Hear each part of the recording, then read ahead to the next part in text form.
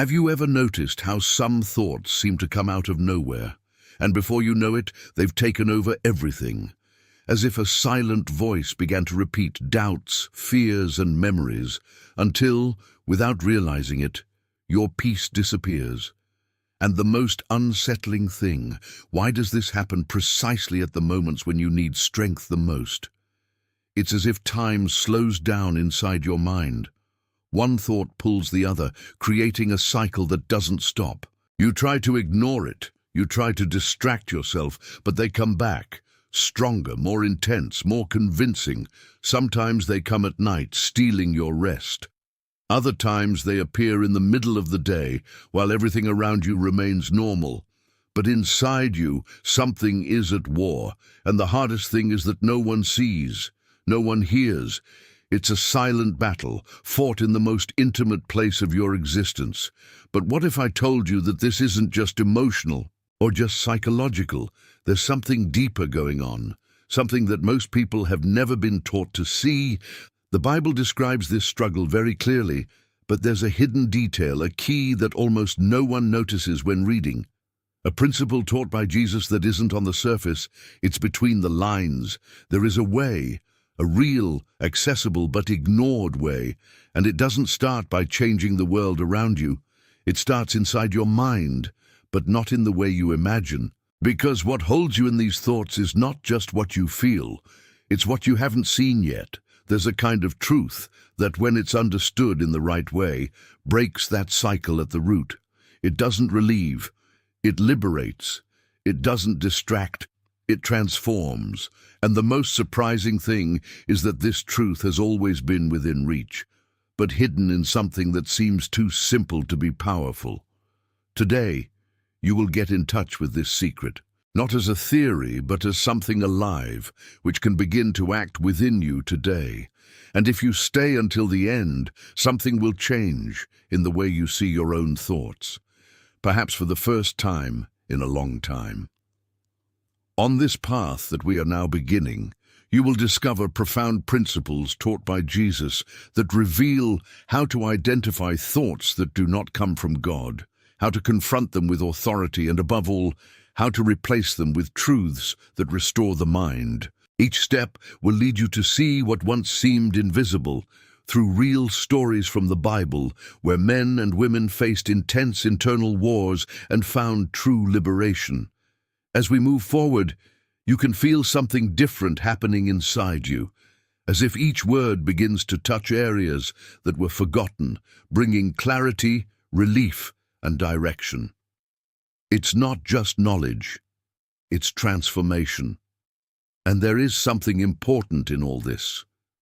Maybe God has led you here for a reason. So before continuing, enjoy this video, subscribe to the channel, and activate the bell, because this simple gesture can take this message to someone who is also fighting in silence.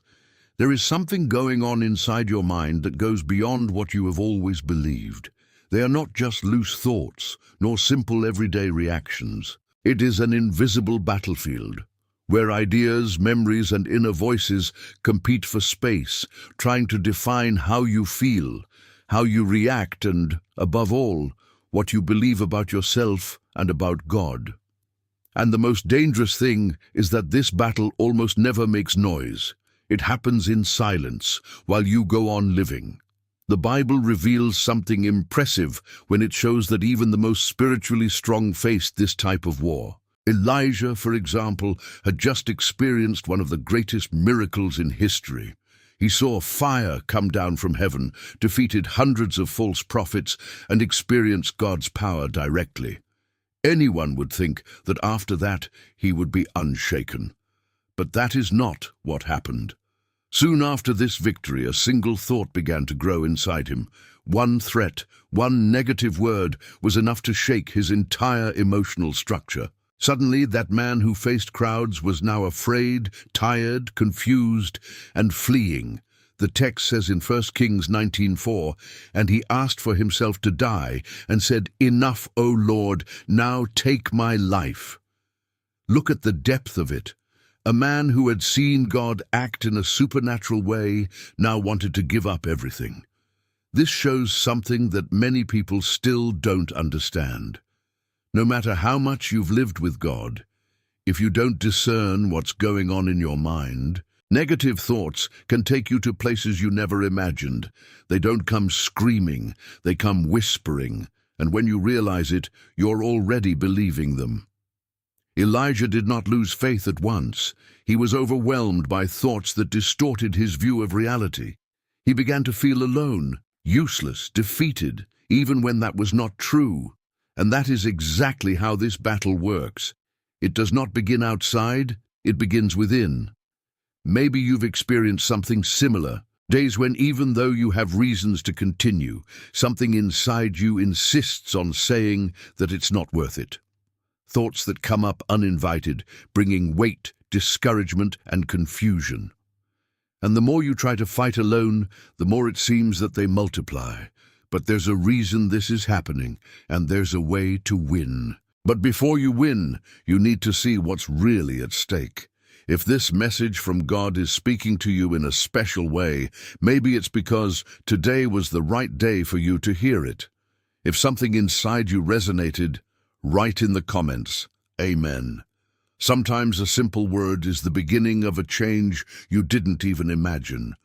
Now there is a question that needs to be asked in all seriousness. Does everything you think really come from God? Or has it been that in the midst of so many thoughts, you have already begun to believe in voices that should never have authority over your life? Because the greatest danger is not only in the negative thought itself, but in the difficulty of identifying where it comes from. From the beginning, this confusion already existed. In the Garden of Eden, everything was perfect, clear, aligned. Eve did not live in doubt. She did not carry fear.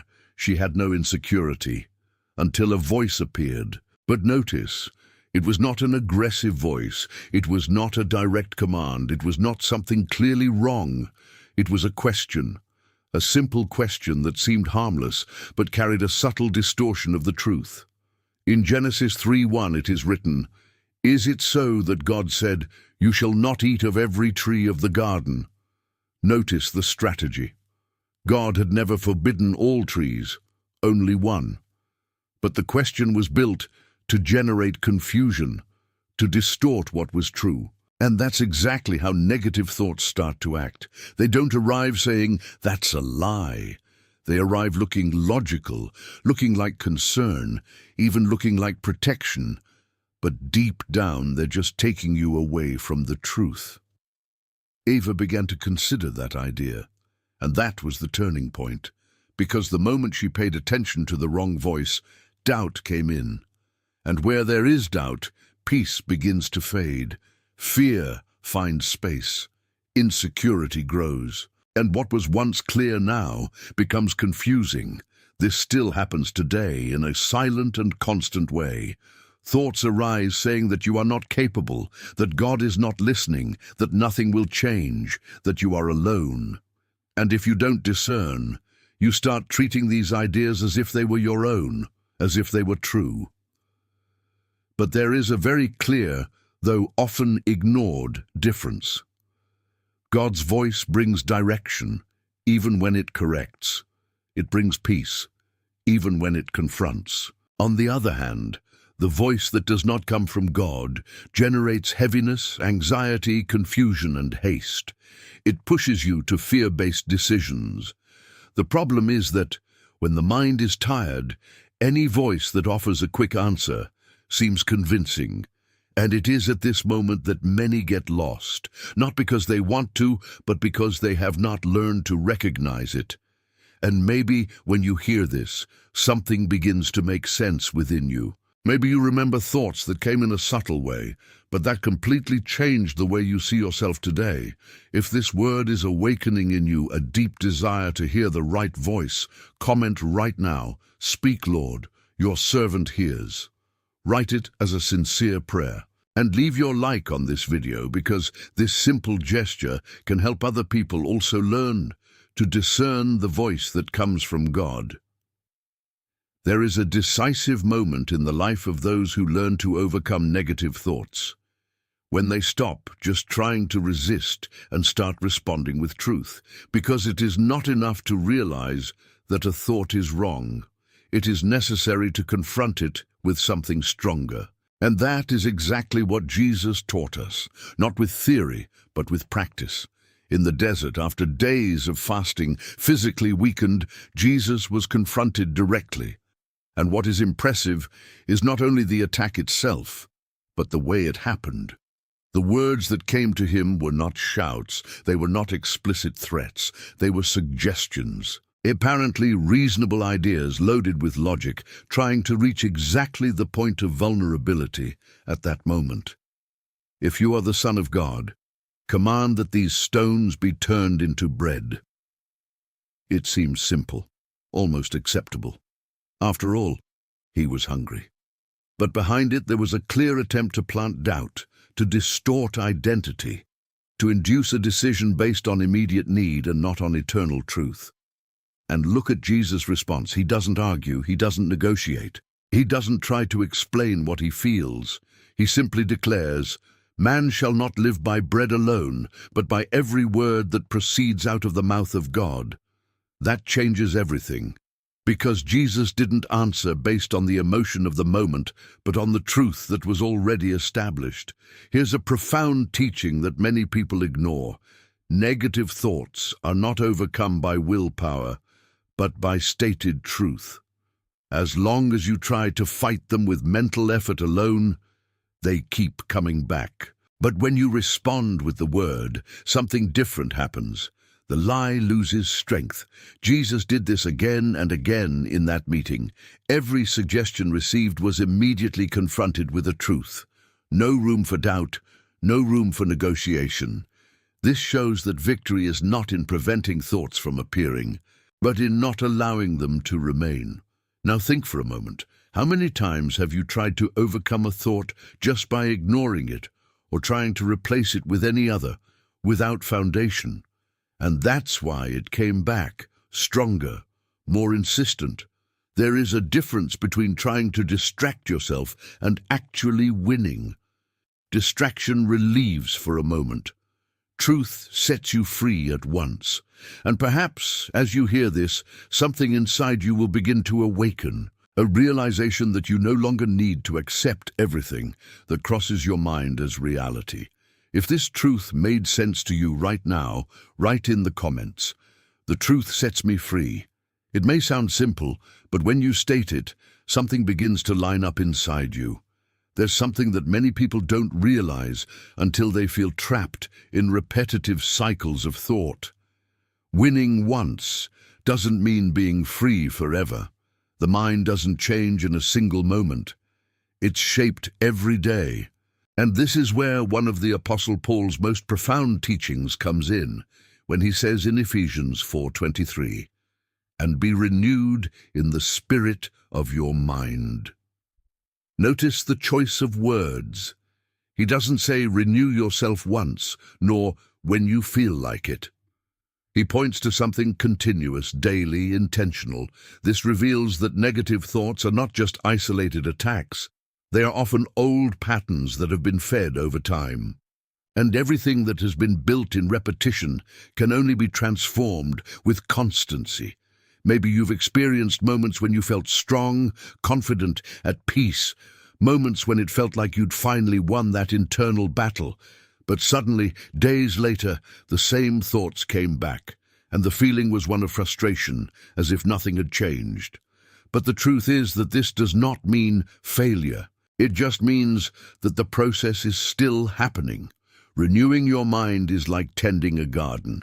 It's not enough to pull weeds once and expect everything to stay clean forever. If there is no continuous care, they will grow back.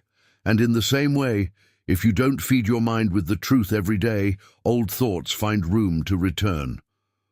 Paul understood this deeply. He knew that real transformation doesn't just happen when you hear something powerful, but when you decide to live it constantly. It's in the repetition of truth that the mind begins to align. It's in quiet discipline that change gains strength. And here there is a point that changes everything. You don't have to wait to feel like renewing your mind. You decide to do it. Even on difficult days, even when it seems that nothing is changing, this is precisely when the transformation is happening in a deeper way. Because every time you choose the truth, even in silence, something inside you is being reconfigured. Gradually, what was once automatic begins to lose strength, and a new way of thinking begins to emerge, lighter, firmer, more aligned with God. Perhaps what is missing is no longer strength, but constancy.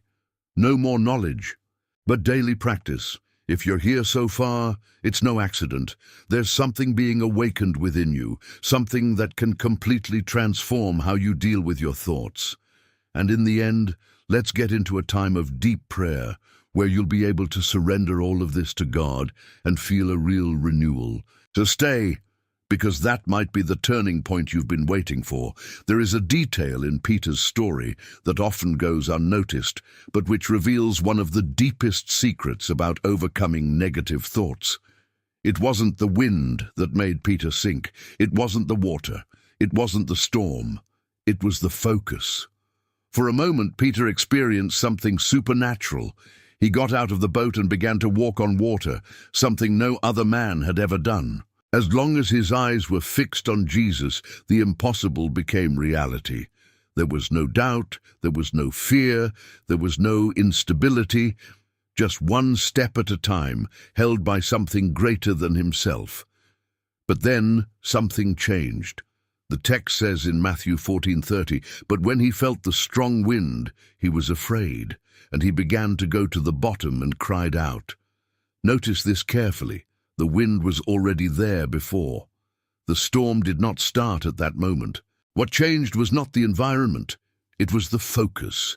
The moment Pedro turned his attention away, when he began to observe the wind, measure the strength of the waves, calculate the risk, fear entered, and fear made room for thoughts that were not there before. Doubts began to arise, insecurity took shape, and what once seemed impossible to go wrong began to crumble. This reveals something extremely important. What you decide to focus on feeds what you feel, and what you feel directly influences what you think. When your attention is constantly on problems, difficulties, uncertainties, your mind begins to build a reality based on that, and, without realizing it, you begin to sink emotionally, even though you are in the middle of a miracle. Maybe today you are exactly at that point.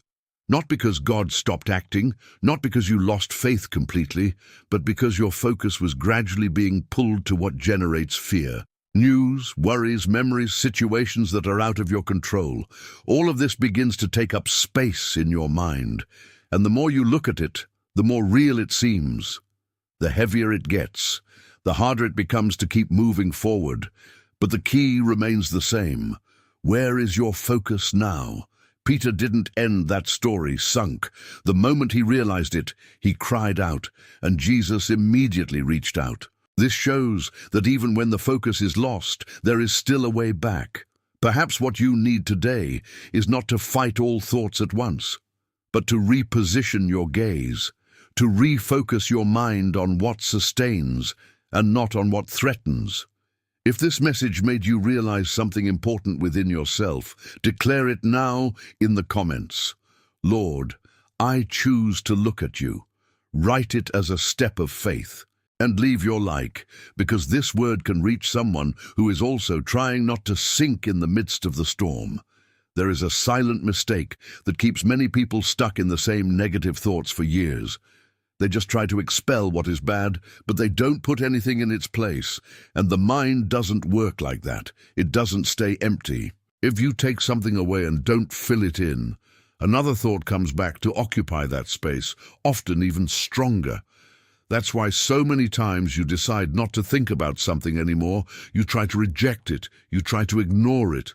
But minutes later, it returns, sometimes even more intensely. Not because you failed, but because you missed an essential step that the Bible clearly teaches. Paul reveals this directly in Philippians 4:8.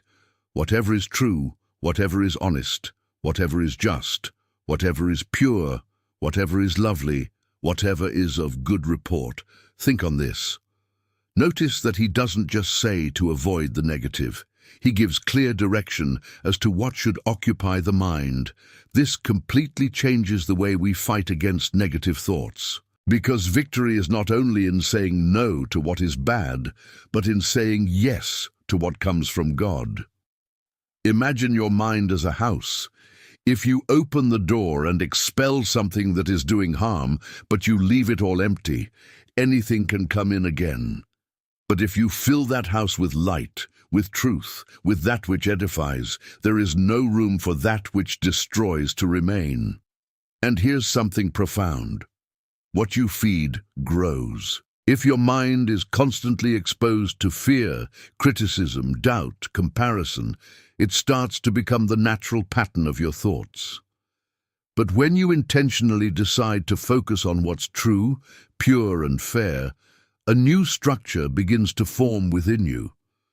At first, it may seem strange, it may seem forced, because your mind is still used to the old pattern.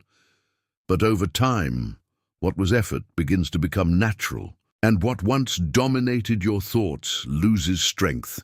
It's not about ignoring reality, it's about choosing which truth will rule your mind.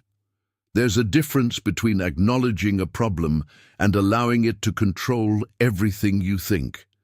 Maybe today you need to make this conscious exchange, not only reject thoughts that weaken you, but decide every day what you are going to fill your mind with. Because this choice, made constantly, begins to transform everything. And if you're feeling like this word is coming at the right time, maybe it's no coincidence. When God starts speaking to you in this way, it's because something is already being aligned within your heart, and you can be part of it in a simple way. Leave your like, subscribe to the channel, and activate the bell. Thus, this message can reach other people who also need to renew their minds and find that same peace. There is a level of protection that many people have not yet experienced because they are trying to fight this battle with only their own effort. They try to control thoughts, resist emotions, ignore feelings, but there is something that goes beyond that. Something that not only reacts to the attack, but prevents it from dominating. The Bible calls this the peace of God, but it is not just any peace. It is not the absence of problems, nor a passing moment of tranquility. It is a peace that acts, a peace that protects, a peace that guards.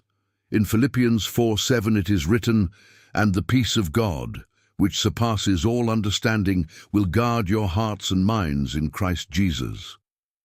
The word guard here carries the idea of active protection, like a soldier watching, like a wall keeping out something unwanted. This means that this peace is not just a feeling, it is a spiritual defense.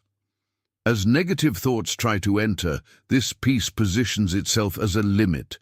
It does not allow everything that comes to find space within you.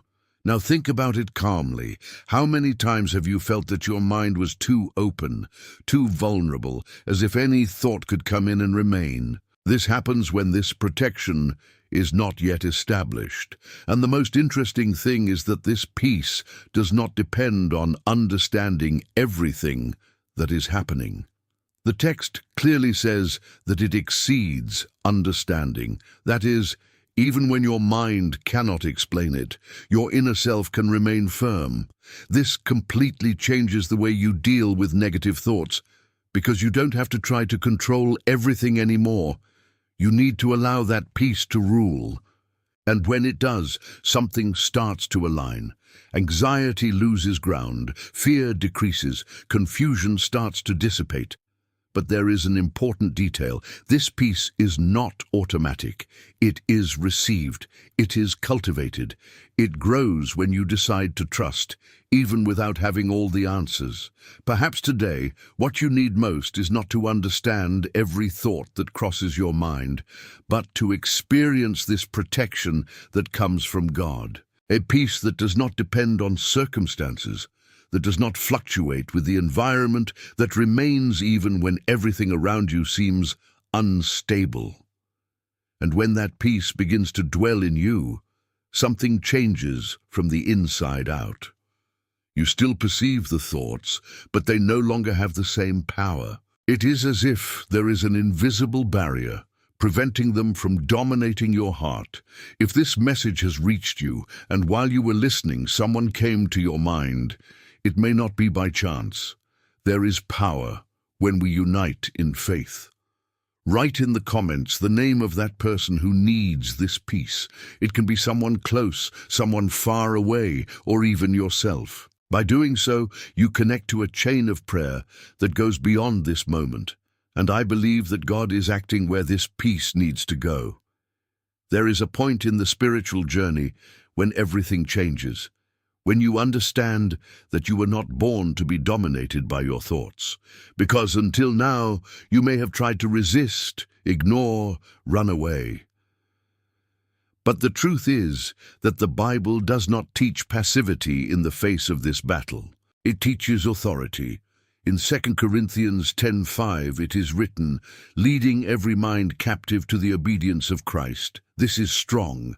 It does not say to tolerate, it does not say to live together, it does not say to accept. It says to take captive. This is language of confrontation, of action, of someone who does not accept to be governed by what does not come from God.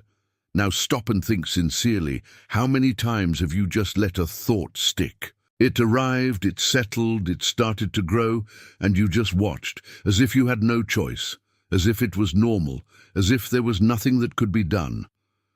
But this verse reveals something completely different.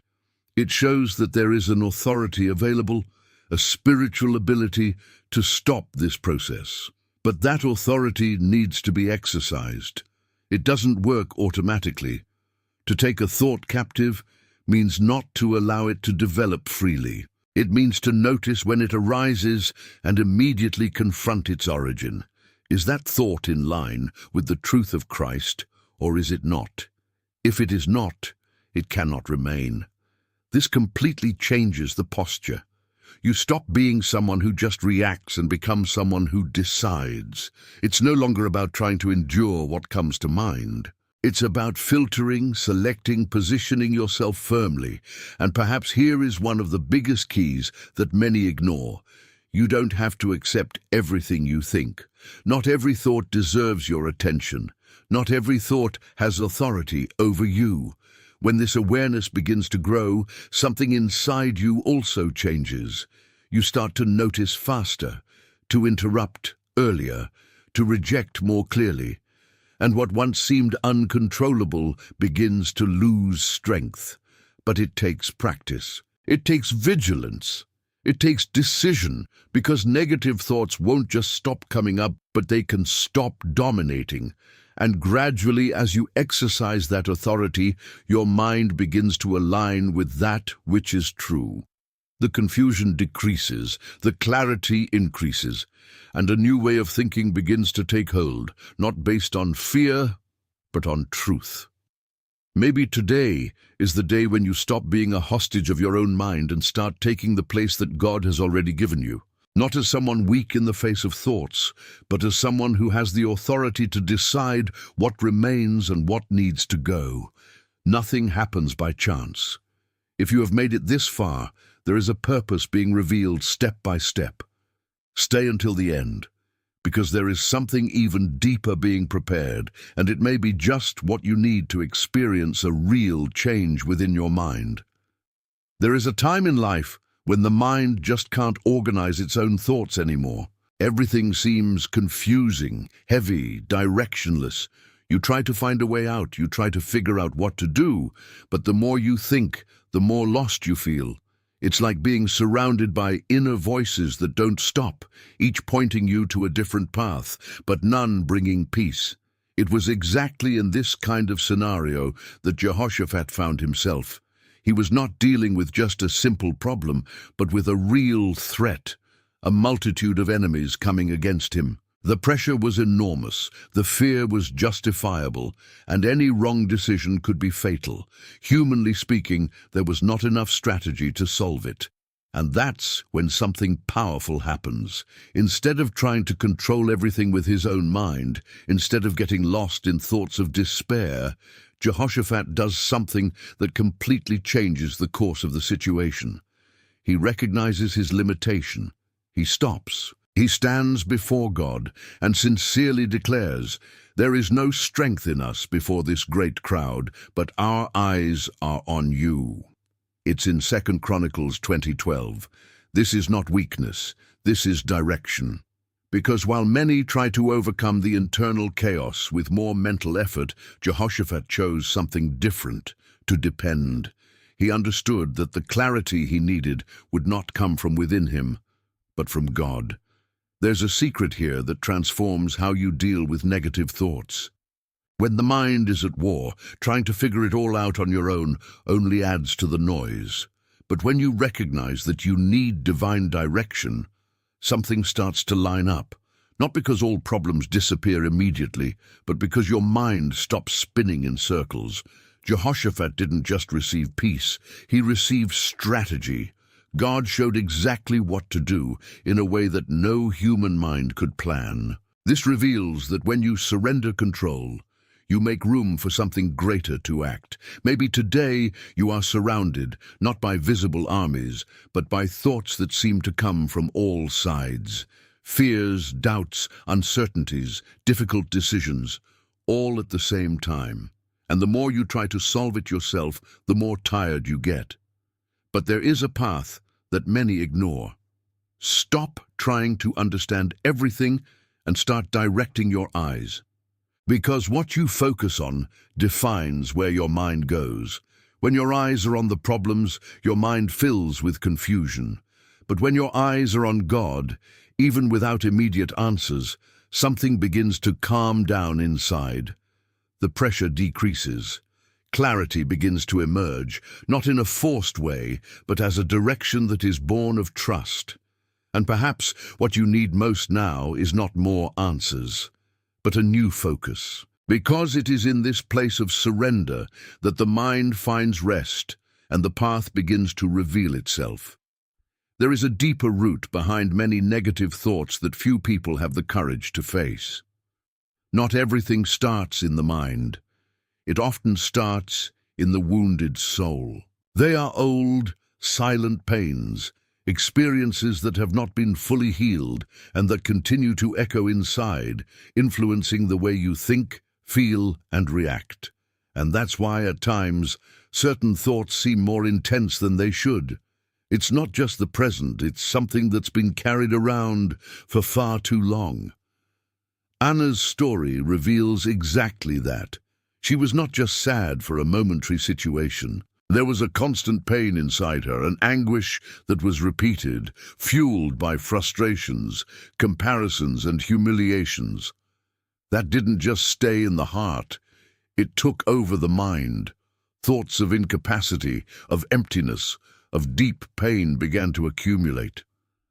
And maybe you understand this more than you think, because there are pains that no one sees, but that completely change what happens inside you. Anna could have kept all that quiet, trying to show strength, trying to go on normally. But she did something different. She decided to pour herself out before God. No filters, no reservations, no trying to organize the words. She simply gave everything. This is a turning point that many ignore. Healing doesn't start when you understand everything. It starts when you decide to hide nothing from God anymore. As long as negative thoughts continue to be fueled by untreated pain, they find the strength to stay. But when the soul opens completely, when that which was stuck is finally delivered, something begins to change. The Bible shows this moment of transformation very clearly. In 1 Samuel 1:18 it is written, "So the woman went her way, and ate, and her countenance was no longer sad." Notice that. The external situation had not yet changed. Nothing around had been resolved at that moment. But inside her, Something was already different. The sadness that dominated his mind lost strength. The anguish no longer had the same weight, because when the soul finds a place to rest in God, the mind begins to align with this new reality. Maybe what you're trying to solve with thoughts alone actually needs deeper healing. It's not about fighting harder. It's about delivering more. It's not about understanding everything. It's about trusting enough to open up. And when this happens, something silent begins to transform within you. Thoughts that once seemed uncontrollable begin to lose space because the root that supported them is no longer there with the same strength. That word didn't come to you by chance. If, while you were listening, something inside you was touched, even if silently, respond to it. Write in the comments, "I trust in God."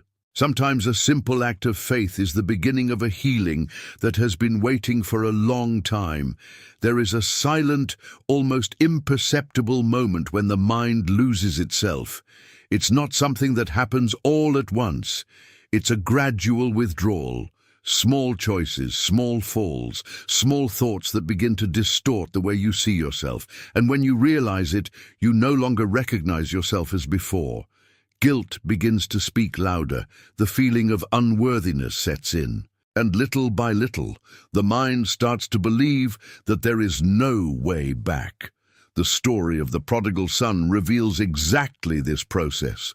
He didn't just lose himself physically when he left his father's house. He lost himself internally. At first, it seemed like freedom, it seemed like choice. But over time, all that began to turn into emptiness, scarcity, and pain. And along with the external situation, his mind was also affected. Thoughts began to arise. I don't deserve to go back. I failed too much. I'm no longer worthy. And these thoughts weren't just ideas. They were weights that tried to define your identity.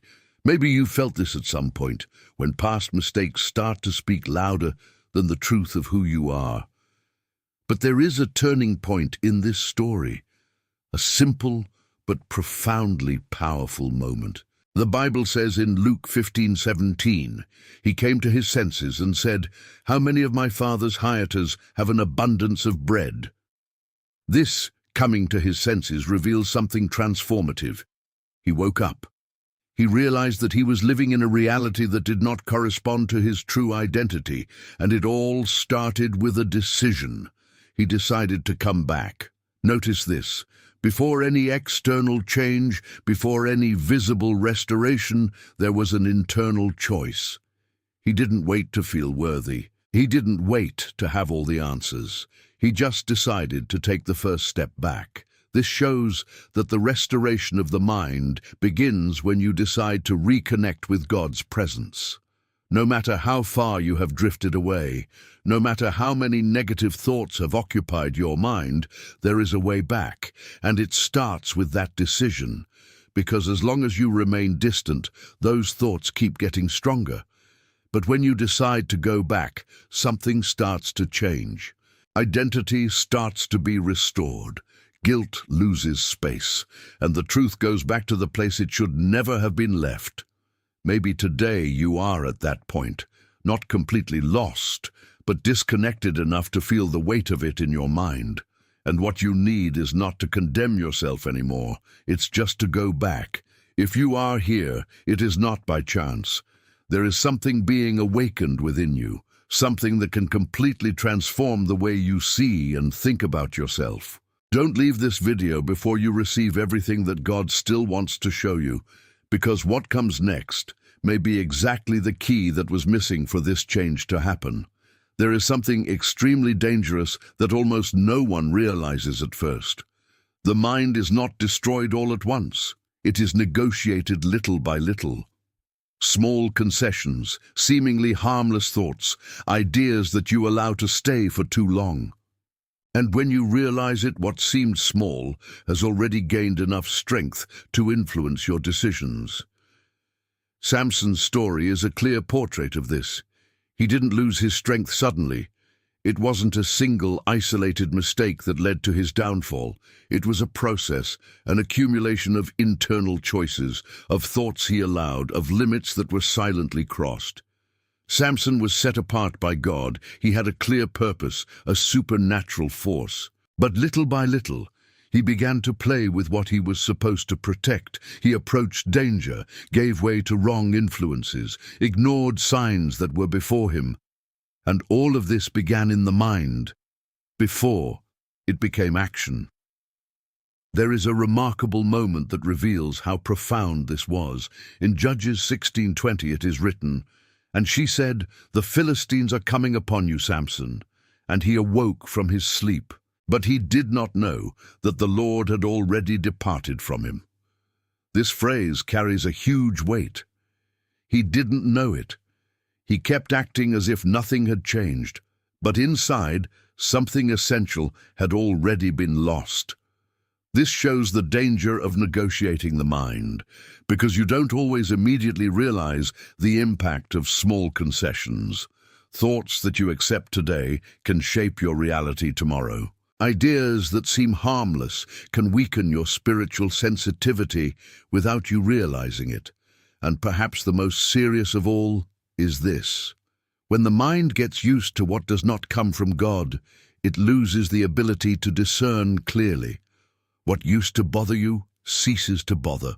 What once seemed wrong begins to seem normal. That's why there's an urgency. It's not something to leave for later. Protecting the mind is not an exaggeration. It's a spiritual need. Every thought you allow to remain is somehow building or weakening something inside you. Samson believed that he still had control, that he could stop whenever he wanted, that it was okay to go a little further. But by the time he realized, it was too late to do the same. Maybe today you are still in the moment to realize. Maybe there are thoughts that you have been allowing, things that seem small, but that are making room for something bigger. And this is the time to decide not to negotiate anymore, because spiritual strength is not lost all at once. It is weakened in silence. And if, upon hearing this, you recognize that God has been good, even when you have not noticed certain paths, perhaps this is a moment of response. Write in the comments, Amen. A simple word, but one that carries a decision to recognize and align again with what comes from God.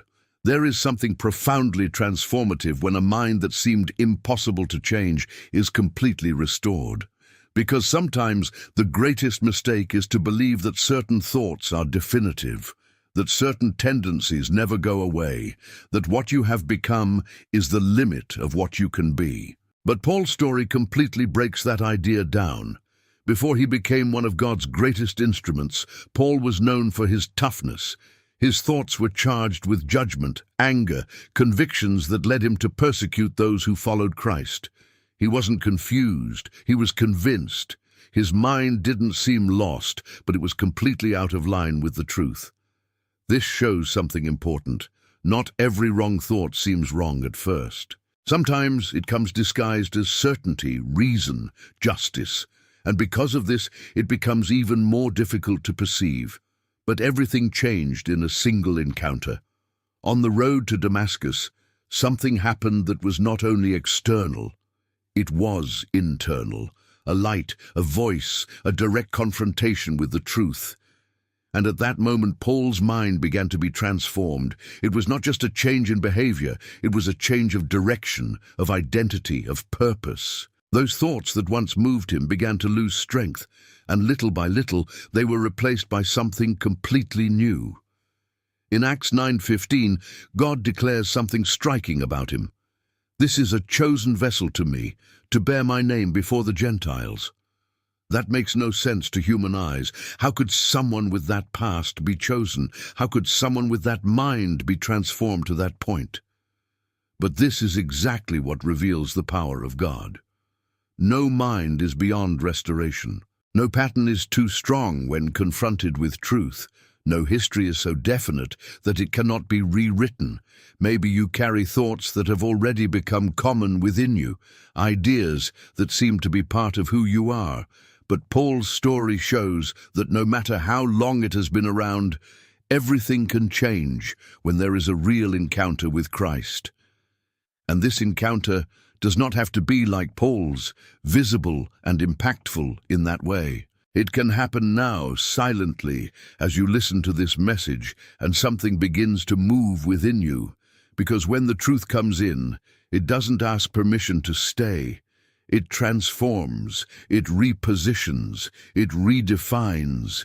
Maybe what you need is not to try to fix yourself on your own, but to allow God to make this transformation from the inside out, as he did with Paul.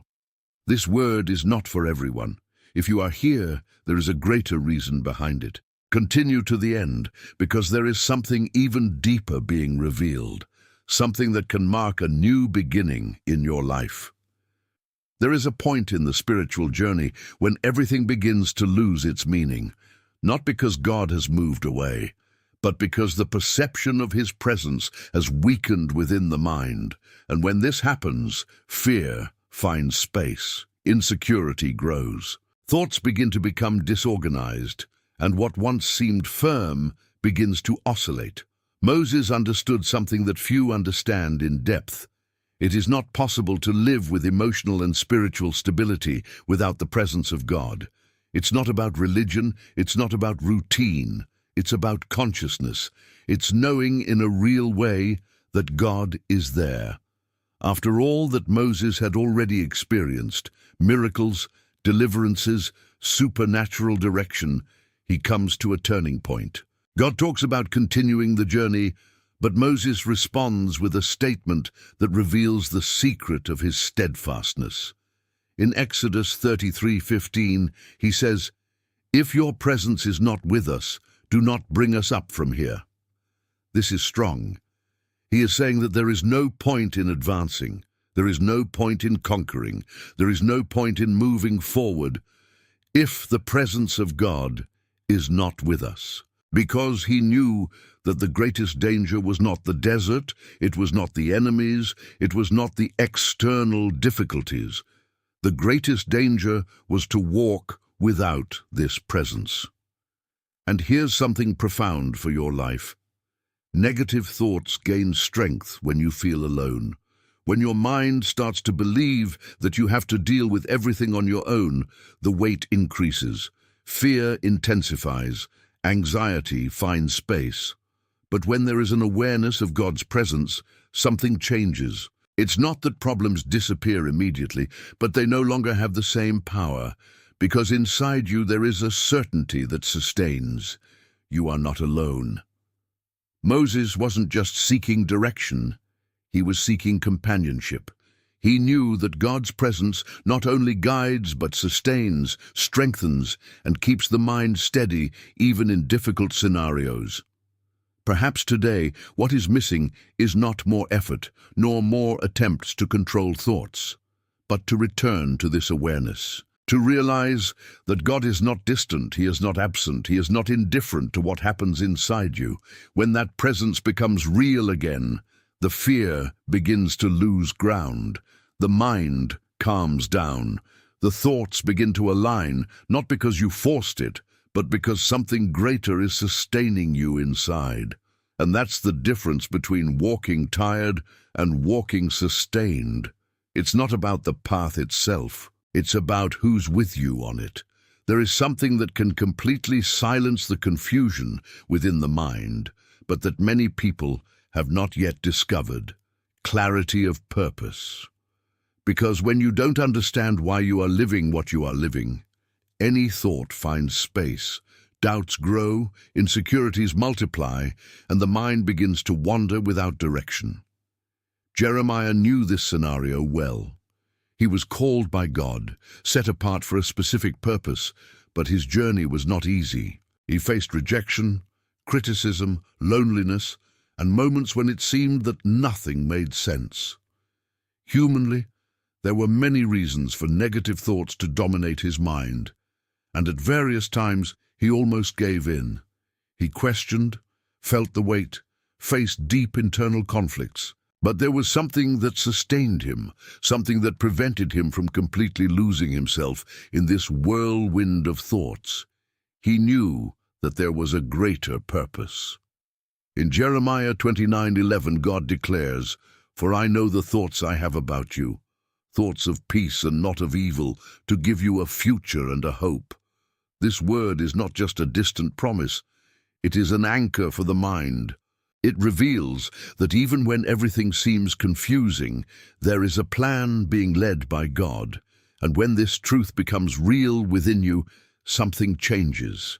Negative thoughts begin to lose strength because they no longer make sense within a greater purpose. Doubt may still appear, but it no longer finds room to dominate. The problem is that when you lose sight of purpose, any situation seems definitive. A difficulty becomes an end. A mistake becomes an identity. A difficult phase turns into a sentence.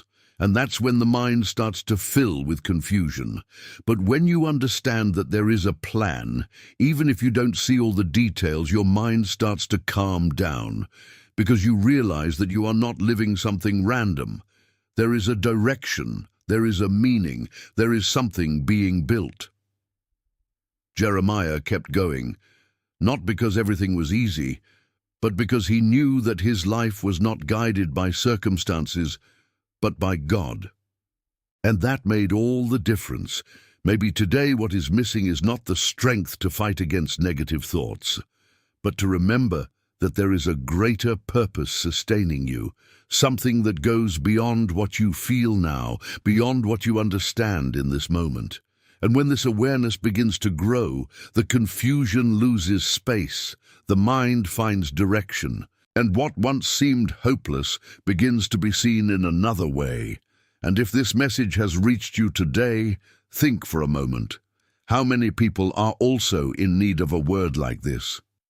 By liking this video, subscribing to the channel, and activating the bell, you help this message reach other hearts that are also seeking direction and hope.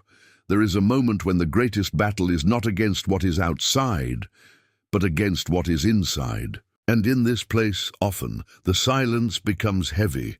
The mind begins to repeat thoughts of discouragement. The soul feels dejected, and it seems that there is no one to respond to what is happening inside. David knew this place deeply. He was not just a king or a warrior. He was someone who faced his own emotions in an open, real way, without hiding what he felt. In the Psalms, he does not try to disguise the pain. He exposes. He puts before God what many would keep silent.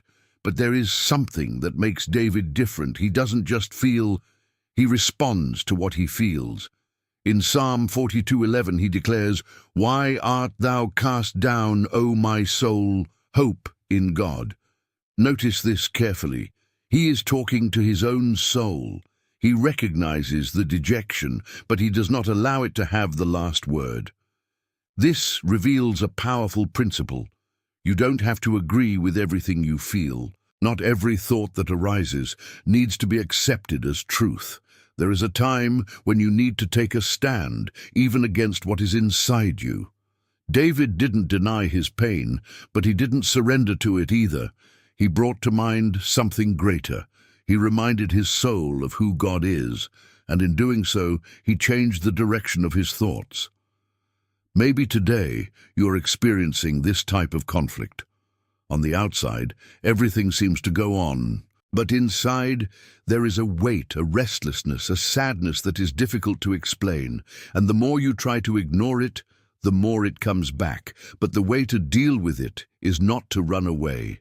It is to learn to respond. It is to look inside and with sincerity recognize what is happening, but not stop there. It is to bring hope back, even when it seems far away. Because there's a difference between feeling and surrendering. You may be downcast, but you don't have to stay that way. You may be going through a tough time, but that doesn't define who you are. When you start making this internal movement, something changes. The mind begins to find balance, the soul begins to breathe again, and the thoughts that once dominated begin to lose strength. David didn't have all the answers at the time he wrote this, but he had a decision not to let his soul remain directionless. He chose to wait on God. And maybe that's exactly what you need right now. Not an immediate answer, but a new direction for your thoughts, because it's in that sincere dialogue, in that faith-filled confrontation, that consolation begins to be born within you. There is a silent difference between those who live hostage to their own thoughts and those who learn to govern them. Discernment, because not everything that crosses your mind deserves to stay. Not everything you feel represents the truth. And yet many people live as if every thought were an order, as if everything that arose within them had authority. Solomon, known for his wisdom, left a warning that crosses generations. In Proverbs 4:23 he says, "Above all that is to be guarded, guard your heart, for out of it come the sources of life." This is not simple advice, it is an urgent instruction. Guarding the heart means protecting what enters, what remains, and what begins to take root within you. Because the heart, in this context, is not just emotion. It is the center of your mind, your decisions, your way of seeing life. And everything that goes into there begins in some way to influence what you become. The problem is that without discernment, the mind becomes vulnerable. Thoughts arrive and are accepted without question. Negative ideas find space and begin to repeat themselves. And little by little, what was just a passing thought turns into a belief. Maybe you've already experienced it. A thought arises, apparently small, but you don't filter. You don't question, you don't confront. And over time, it grows, it gets stronger, it begins to influence your decisions, your emotions, your way of reacting. This is why spiritual discernment is so essential. It works as a filter. Before you accept any thought, you stop and evaluate. Is this in line with God's truth, or is it not? Does it edify or destroy? Does it bring peace or confusion? When you start doing this type of analysis, something changes completely. Your mind stops being an open place for anything and becomes a protected environment. And this protection is not automatic. It is built with attention, with awareness, with decision. Solomon didn't say to keep some things. He said, about everything. That means every detail matters. Small thoughts, small ideas, small influences, everything needs to pass through this filter. And when you start living like that, something powerful happens. Negative thoughts may still try to come in, but they don't find the same space anymore. Because now there is mindfulness, there is wisdom, there is a different positioning. Perhaps today God is showing you that you don't have to accept everything that crosses your mind. There is a choice being placed before you, filter or absorb, protect or allow. And if that message is bringing clarity to something you needed to understand, respond to it with faith. Write in the comments, "God takes care of me." A simple phrase, but one that declares a powerful truth about who is guarding your life. There is a moment when the mind is so full of doubts that even what comes from God seems uncertain. You hear it, you feel something, but then a thought arises, questioning, is it really?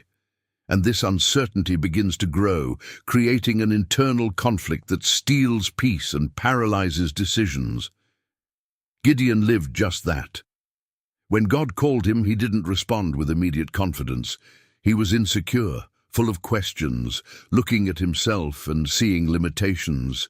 His mind wasn't aligned with God's vision. On the contrary, it was loaded with doubt, fear, and a sense of inadequacy, and yet God did not reject him for it. Instead, something surprising happened. Gideon made a request that reveals his inner condition. In Judges 6:17 he says, "If I have now found favor in your sight, give me a sign that it is you speaking to me." He needed confirmation. Not because he didn't want to obey, but because his mind was still in conflict. And here's something powerful. God has answered. This shows that God understands the process. He knows that in the midst of mental confusion, sometimes what you need is not just direction, but a confirmation that brings peace to your heart. Gideon asked for signs more than once, and God, in his mercy, answered each of them. This does not mean living dependent on signs at all times, But it does reveal that God does not ignore a sincere heart that seeks clarity. When there is a real willingness, He finds ways to strengthen your mind, to bring security, to align your thoughts with the truth. Maybe today you are exactly at that point. You feel that something is happening. You realize that God may be directing you, but your mind is still full of questions. And because of that, you hesitate, you retreat, you stand still. But Gideon's story shows that God doesn't turn away because of it. He draws near, He confirms, He strengthens, and often these signs don't come in the way you expect. They can come through a word, a message, an unexpected peace, a simple confirmation that for others would go unnoticed. But for you, it makes perfect sense, because when God speaks, He also sustains what He has said within you, and little by little, what was doubt begins to turn into conviction, not because all the questions have disappeared, but because your mind has begun to find rest in what God has confirmed. Perhaps what you need now is not more effort to understand everything, but sensitivity to perceive the signs that God is already showing you. What you will hear now may be exactly the confirmation you have been waiting for, but many let it go because they do not remain attentive until the end. Stay until the end, because something important will still connect within you in a way that you may not expect. There is a kind of battle that takes place in silence, where there are no external voices shouting, but internal thoughts insisting on weakening what God has already said. It is in this place that faith is really tested, not when everything makes sense, but when nothing seems to confirm the promise. Abraham lived just that. God had made a clear promise, something great, something that completely surpassed human logic. But time passed, circumstances did not change. The scenario seemed to go in the opposite direction, and naturally, thoughts began to arise. Will this still happen? Did I get it wrong? Has the time passed? These thoughts were not absurd, they were logical, and that is exactly why they are so dangerous. Because often what weakens faith is not something clearly wrong, but something that seems to make sense to human eyes. But the Bible reveals something amazing about Abraham. In Romans 4:20 it is written, "And he did not doubt the promise of God through unbelief, but was strengthened in faith, giving glory to God." This does not mean that contrary thoughts never came. It means that he chose not to bow down to them. Here's one of the greatest spiritual secrets. Faith isn't the absence of negative thoughts. It's the decision not to agree with them. Abraham could have stoked doubt. He could have let logic dominate his mind. He could have given up internally long before any results appeared. But he did something different. He stayed. And that stay wasn't passive. It was a daily choice, an ongoing decision to trust what God said, even when everything around seemed to contradict it. This reveals that spiritual strength is not born when everything is clear. It is born when you decide to stand firm, even in uncertainty. When you choose to trust above what you see, above what you feel, above what your own mind tries to argue. Maybe today you are living something similar. There is a promise, an expectation, something you believe in, but thoughts are trying to weaken it. Logic says one thing, reality seems to point to another, and your mind is in the middle of this conflict. But Abraham's story shows that there is a way. It's not denying reality, it's choosing which truth will carry the most weight within you, because in the end, what you decide to firmly believe begins to shape your mind. And when faith becomes stronger than doubt, something inside you stabilizes. The mind stops wavering, the heart finds rest, and even without seeing yet, you begin to live as someone who trusts. It is in this place that the promise begins to take shape. First inside, then outside. There is a time when the mind needs something stronger than feelings, firmer than circumstances, more stable than any passing thought. Because when the pressure mounts, when responsibilities grow, and when fear tries to set in, that which sustains you cannot be something fragile. It is at this point that God's promises become an anchor. Joshua lived exactly this scenario. He assumed a position of leadership in one of the most delicate moments in the history of his people. Moses was gone, the challenge was great, and the responsibility was now upon him. Humanly speaking, there were many reasons for his mind to be filled with insecurity, doubt, and fear. And it is interesting to realize that God did not begin by giving detailed explanations or complex strategies.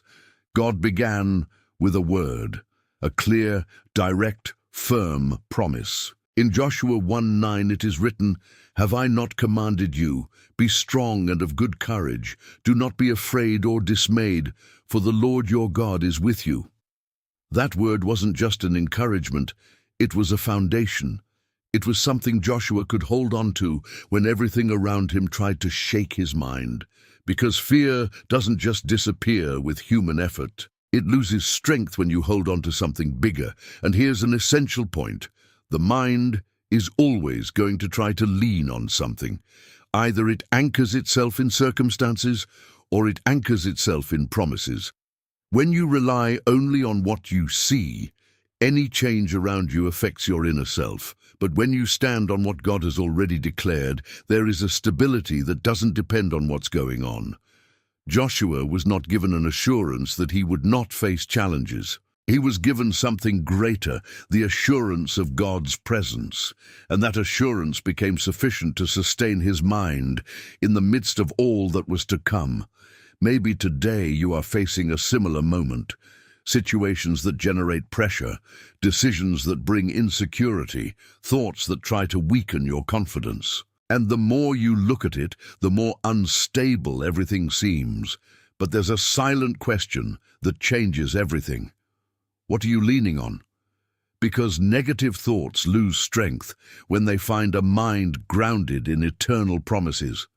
They even try to enter, try to question, try to generate doubt.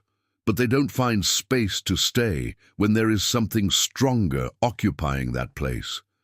And maybe what you need now is not more answers, but to remember what God has already said. Because a single word from Him can sustain you more than 1,000 thoughts trying to bring you down. And if at this moment there is something weighing on your heart, something that you know needs divine intervention, don't carry it alone. Write in the comments your prayer request, what is inside you. When we unite in faith, something powerful happens, and I believe that God is seeing every detail and acting in ways that many times you still can't perceive. There is a level of pain that goes beyond what words can explain, a place where the mind tries to understand but does not find answers. Where everything that supported you seems to have been torn away, and silence begins to weigh more than any noise. It is in this scenario that many negative thoughts gain strength, trying to convince that there is no more meaning, that there is no more hope. Job got to know this place in a profound way. He didn't just lose something, he lost almost everything. His structure, his security, his routine, his emotional stability. Everything was shaken in a way that any human mind would have a hard time bearing. And naturally, thoughts began to arise. Questions, pains, internal confusion. At various times he expresses his anguish. He doesn't hide what he feels. He doesn't pretend to be well. But there is something in Job that keeps him from completely surrendering to despair. Even in the midst of pain, there is a flame that is still burning inside him, and that flame doesn't come from circumstances. It doesn't come from outward signs. It doesn't come from immediate responses. It comes from a deep conviction. In Job 19:25 he declares, "For I know that my Redeemer lives, and that he will stand at the last on the earth." Notice the force of this statement. He doesn't say, "I think." He doesn't say maybe. He says, "I know." It reveals that even when everything around him seemed lost, there was something inside him that stood firm. This teaches you something powerful. True hope doesn't depend on what's going on outside. It's born out of what you choose to keep inside, because when the mind is based only on the scenery, any negative change can bring everything down. But when it anchors itself in who God is, there is a stability that cannot be destroyed by circumstances. Job didn't have all the answers. He didn't understand the reason for all that. But he chose not to give up what he knew about God. And that choice made all the difference. Maybe today you are facing a kind of inner darkness, moments when thoughts try to take you down, making you believe that nothing will change, that there is no way out, that it is already too late. But Job's story shows that even in the most difficult scenario, there is a place within you where hope can remain, and not as a fragile feeling, but as a firm decision, because when you choose to trust, even without understanding, something begins to sustain itself within you. The mind may even oscillate for moments, but it is not completely lost. There is a base that is still there, and it is from this base that restoration begins to emerge, first inside, then around. There is a level of oppression that goes beyond ordinary thoughts. It is when the mind seems imprisoned, as if it were surrounded by ideas that do not give you rest, that do not stop, that do not let you breathe in peace. Thoughts that accuse, that confuse, that distort everything around. And over time, the person begins to believe that there is no way out, that it is part of them. The Bible shows a man who lived just like that. The Gadarene demoniac was not only facing hardship, he was completely dominated. His mind was no longer a place of peace, but of constant torment. He lived isolated, without control, without clarity, like someone who had completely lost control over himself. And perhaps, to a lesser extent, some people understand this feeling. Not on the same level, but they know what it's like to feel the mind heavy, confused, as if something is out of place inside. Thoughts that don't obey, emotions that don't align, a feeling of being trapped inside yourself.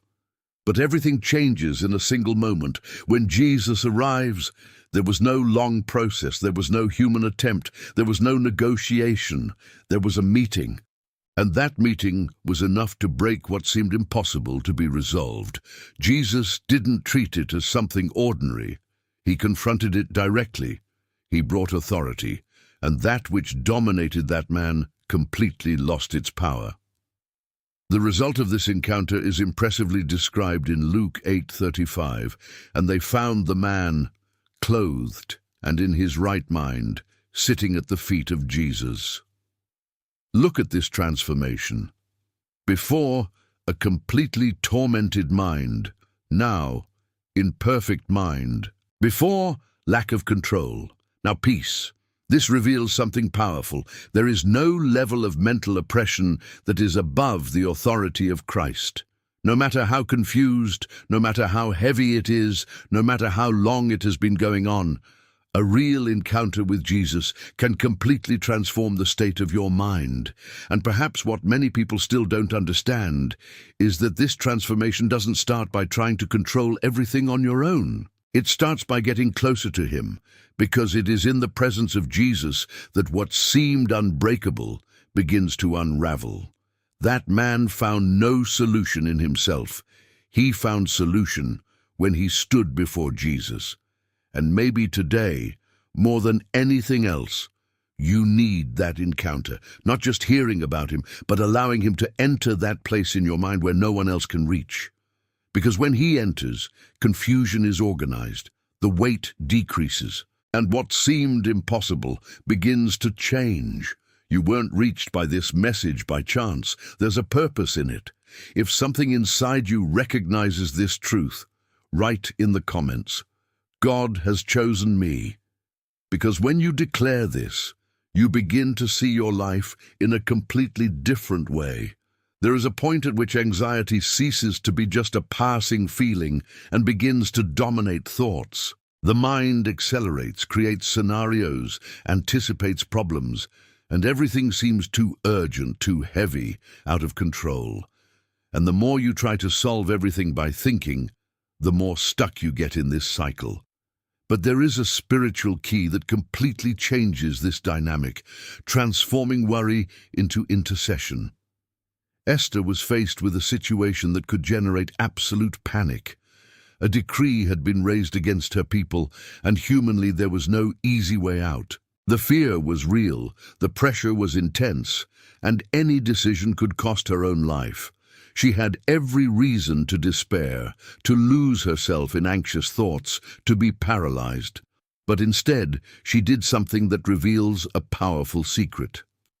In Esther 4:16 she declares, "Go, gather all the Jews, and fast for me." Instead of allowing fear to dominate her mind, she directed it all into a spiritual movement.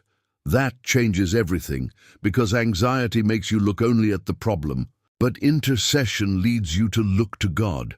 Anxiety tries to convince you that everything depends on you, but intercession reminds you that there is someone greater in control. Esther didn't ignore the situation. She didn't pretend it was okay. But she chose not to face it with thoughts alone. She took it to a spiritual level. And here's the point that transforms the mind. When you pray, when you intercede, you take the weight off trying to figure it all out on your own. You transfer what's consuming you into God's hands. And this is not something symbolic, it is real, because as long as you insist on carrying everything, your mind continues to be overloaded. But when you surrender, something starts to lighten. The pressure decreases, the clarity increases. Maybe today you are trying to solve things that are not meant to be solved with mental effort alone. Situations that have already passed the limit of what you can control, but that continue to occupy your thoughts. And what God is showing you here is simple but profound. Turn it into prayer. Take the very thing that's worrying you and bring it before Him. Name it, surrender, intercede. Because when the mind stops turning around the problem and starts taking a stand in prayer, something changes inside you. Not just in the situation, but in you. Esther came out of that moment with direction, with strategy, with courage. Not because the problem disappeared immediately, but because she took a spiritual stand before acting. Maybe you've been waiting for an answer for a long time, and this moment is more important than it seems. Continue until the end, because what is yet to be revealed may be just what is missing for you to find peace in the midst of this battle. There is a kind of silence which is not the absence of sound. It is the absence of direction. The mind is filled with thoughts, but none of them bring clarity. You think, you rethink, you try to decide, you try to understand, but everything seems scrambled. And the more you try to listen to yourself, the more confusing everything gets. It is in this scenario that many get lost, because they have not learned to recognize the voice that really matters. Samuel went through something very similar at the beginning of his journey. He was in the right environment, he was close to the things of God, but he still couldn't discern when God was speaking. And this is more common than it seems. Many people are close, they are seeking, but they still can't clearly identify God's voice in the midst of so many thoughts. The text shows that God called Samuel, but he did not recognize it immediately. He listened, but did not understand. He responded, but in the wrong direction. This reveals something profound. It is not enough to listen. It is necessary to learn to discern, and this process requires sensitivity, attention, and above all a willingness to adjust the way you listen, until the decisive moment arrives. In 1 Samuel 3:10, Samuel finally answers in the right way, "Speak, for your servant hears." That phrase changes everything, because now it's not just someone trying to understand. It's someone standing up to hear correctly. This reveals a powerful key to overcoming negative thoughts. When you learn to listen to God's voice, confusion begins to lose strength, because His voice brings direction. It doesn't generate doubt, it doesn't generate weight, it doesn't generate despair. It brings clarity, even if it doesn't reveal everything at once. The problem is that many times the mind is so full of other voices that the voice of God is muffled. Worries, fears, opinions, memories, all of this takes up space, and without realizing it, you begin to pay more attention to the noise than to the truth. But when you decide to silence what does not come from God and stand up to listen, something begins to change. Not because the thoughts disappear immediately, but because there is now a reference. There is a voice that guides, that corrects, that directs. Maybe what you need is not more answers within your own mind, but to learn to listen above it. Because when the right voice finds space within you, it rearranges everything. That which was confusing begins to line up. That which seemed directionless begins to make sense. And that process starts with a simple but profound decision to be willing to listen.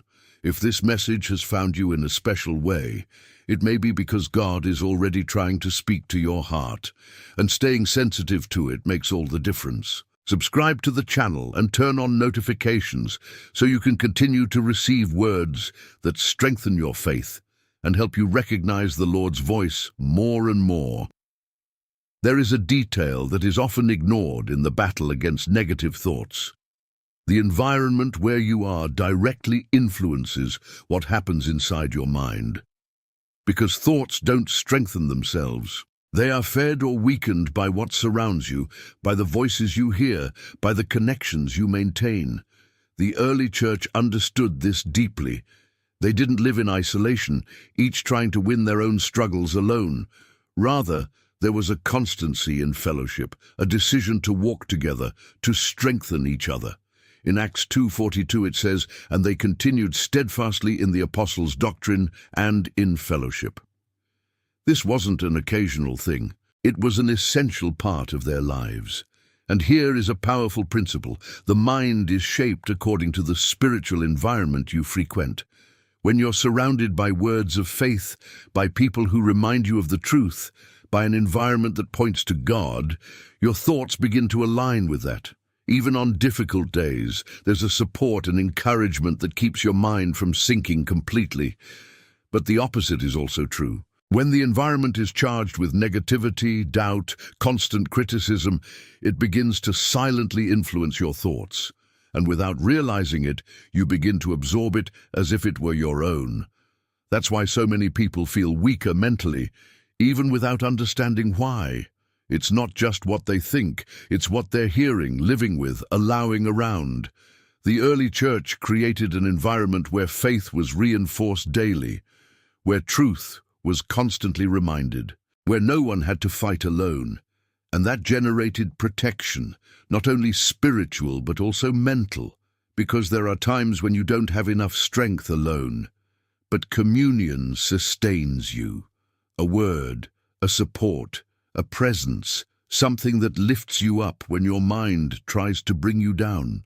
Maybe today you are trying to overcome negative thoughts in isolation, putting everything away, facing everything alone, as if it were just an internal battle. But God never planned it to be like this. There is strength in communion. There is protection in walking together. There is balance when you connect with people and environments that bring you closer to God. And when that happens, something changes within you.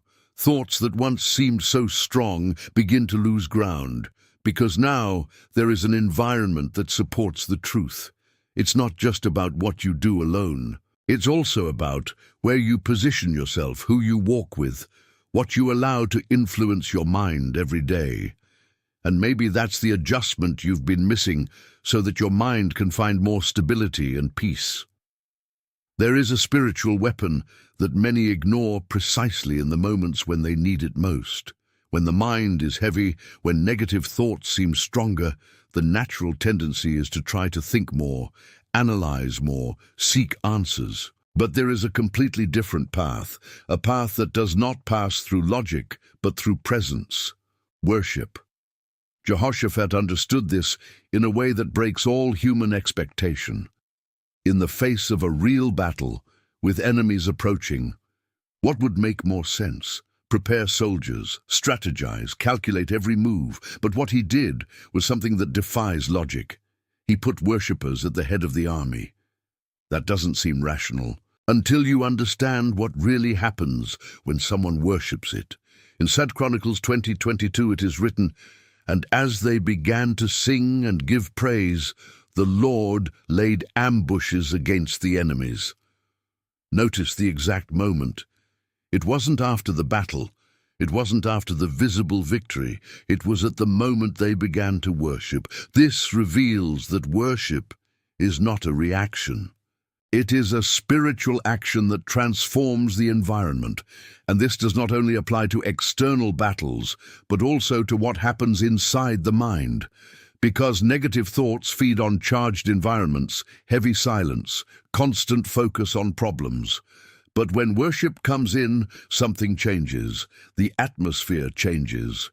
What seemed so strong begins to lose ground. The mind, which was stuck in cycles of worry, begins to breathe. Not because everything was resolved immediately, but because something bigger came into play. To worship is not to ignore the problem. It is to recognize that God is greater than He. And when you do that, your mind starts to move out of the place of oppression and into a place of trust. Thoughts may still try to come back, but they find a different environment. An environment where God's presence is being exalted. Maybe today you are trying to win this battle with mental effort alone, trying to organize thoughts, trying to find answers. But what God is showing you here is something deeper.